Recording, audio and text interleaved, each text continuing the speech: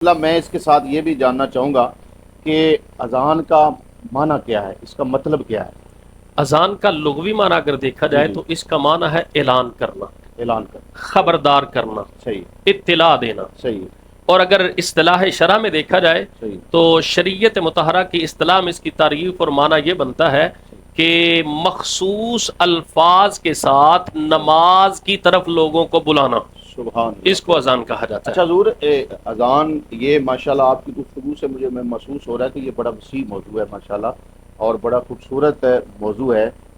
یقینی طور پہ ہمارے ناظرین سن بھی رہے ہیں، دیکھ بھی رہے ہیں، اور محسوس بھی یقیناً جب ہم کر رہے ہیں تو وہ بھی کر رہے ہوں گے۔ تو اس میں حضور میں یہ بھی پوچھنا چاہوں گا کہ دیکھیے اذان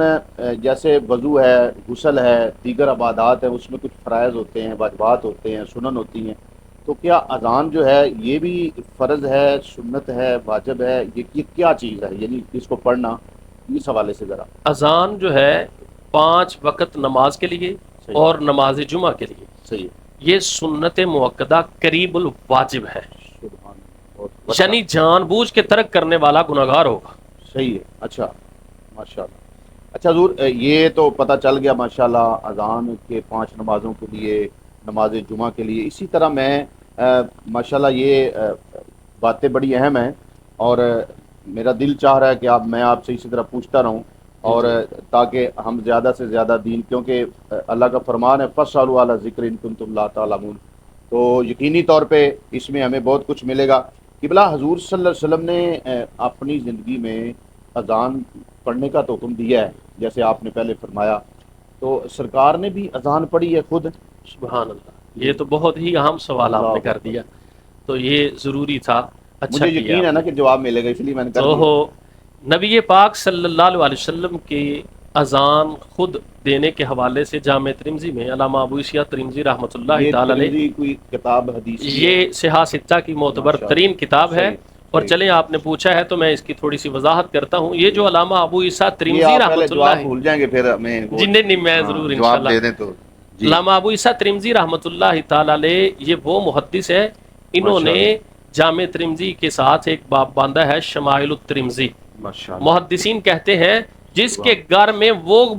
رسالہ موجود ہے، وہ کتاب موجود ہے، سمجھے کہ نبیوں کے تاجدار موجود ہیں، اللہ اکبر، تو وہ سبحان علامہ ابو عیسیٰ ترمذی رحمۃ اللہ تعالی سبحان حدیث اللہ، لے کے آئے ہیں سبحان کہ اس میں یہ اس میں سبحان اللہ، اس جامع ترمذی میں صحیح، وہ علامہ ابو عیسیٰ ترمذی رحمۃ اللہ تعالی علیہ لے کے آئے ہیں جی، کہ نبی پاک صلی اللہ علیہ وسلم نے ایک موقع پر اذان سفر کی حالت میں خود دی ہے، جی، اور لیکن اس پر بعض محدثین نے جیسے ملا علی قاری رحمۃ اللہ تعالی علیہ ہیں، انہوں نے بات کی ہے کہ وہ نبی پاک صلی اللہ علیہ وسلم کی طویل یعنی طوالت والی حدیث نہیں، مختصر حدیث پاک لائے ہیں، تو اس لیے اس میں جو حدیث نبی پاک صلی اللہ علیہ وسلم کا اذان پڑھنے کا خود اپنا عمل مبارک نہیں بلکہ حکم دینے کے اعتبار سے تھا، تو حضرت بلال حبشی رضی اللہ عنہ کا آپ نے حکم دیا تھا۔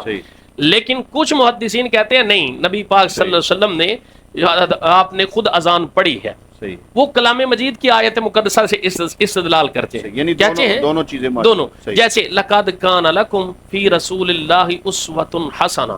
قرآن کریم کہہ رہا ہے محبوب کریم صلی اللہ علیہ وسلم کی زندگی مبارکہ کامل نمونہ ہے ایمان والوں کے لیے، سبحان اللہ، تو جو بھی عمل مبارک ہے میرے آقا کا وہ کامل نمونہ بنے گا، تو جتنی عبادات ہیں وہ ایمان والوں کے لیے، امتی کے لیے کامل نمونہ ہے، تو جس میں سرکار کا عمل نہیں ہوگا تو وہ کامل نمونہ کیسے بنے گا؟ تو اگر یہ کہا جائے کہ